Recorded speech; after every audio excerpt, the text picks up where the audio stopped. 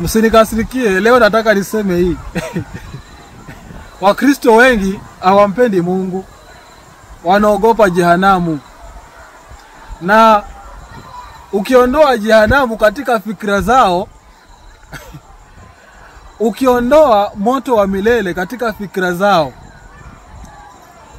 ukiondoa kukosa mbingu, unapata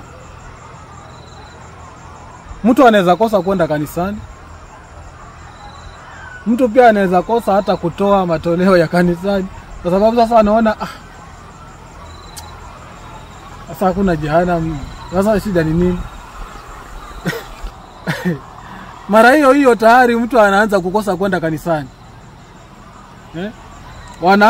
Wanaanza kubehave. Hawatoi kanisani, wanaacha kutoa kabisa. Kumbe hata hakuna jehanamu. Hakuna moto wa milele.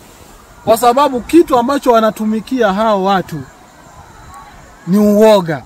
Wanatumikia uoga. So watu wengi hawampendi Mungu.